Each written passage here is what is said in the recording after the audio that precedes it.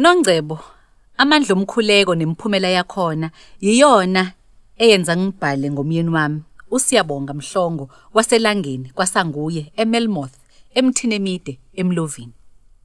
Mina ngowaseMangusi kwaMhlabuyalingana. Kubo kwempande nemithi ngeinhlobo zakhona. Ngasizwa inkosi ngahlukanisa phakathi kokuphila ngomuthi nokuphila ngeSizwe. Ngahlala emseni wakhe. Ngangiyintombi ngishelwa ngapha nangapha. Kwazise nami ngimuhle ngiyayibona. Ngiyayibona nasesibukweni nabantu bayasho. Kwabiza ukuthi ngiguqe, ngilinde, ngingadli, ngibizwe ngabonwa bese kuzimpendulo. Nebala kwenzeka. Ngilinde ngaye enkonzweni ngikhuleka, kanti noSiyabonga naye ulindile ufuna umakoti. Ngeqisa inyanga ngalinda naye ngalezo insuku kanti wayelindile. Ngezwa futhi ukuthi uMhlongo ulindile. Ngangididwa ukuthi kazi kuqondaniswa yini kangaka. Futhi ukhulekela umakoti nami ngikhulekela umkhwenyana. Emva kwesikhathi uMhlongo nebala wabuza wathi, "Ngabe usuready yini ukuba ngumkami na?" Ngavele ngakhala ngoba impendulo yayingakabuyi.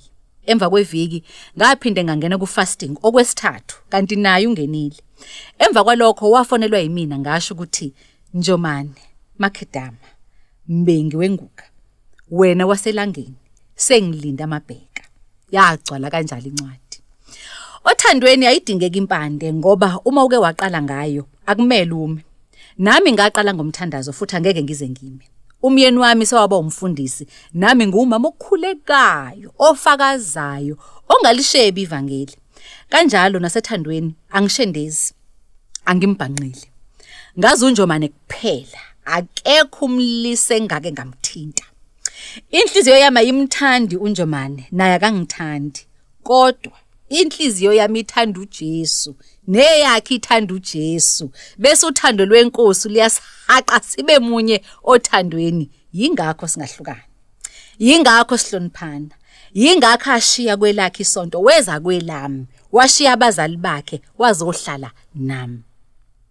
Umyeni wami ngimbiza ngempendulo yomkhuleko wami. Ngakhuleka yabuya impendulo yami kwaba nguyena qobo impendulo yami. Abazali bakhe bakhuleka kakhulu bengamthola umntwana womfana. At last bathola uSiyabonga.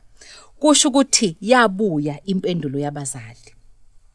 Ebandleni uthandazela abantu zibuye impendulo zabo ngokwezicelo zabo. Kusho ukuthi ngimbiza kahle mangithi impendulo yemkhuleko. Inhloso akusikho ukuthanda imali. Angabe umnikelo noma okweshumi kodwa ubizo lwakhe ukuba umfundisi. Mina ngisiyena umama umfundisi kodwa ngiwunkosikazi kaMhlongo. Angibizelwanga ekufundiseni.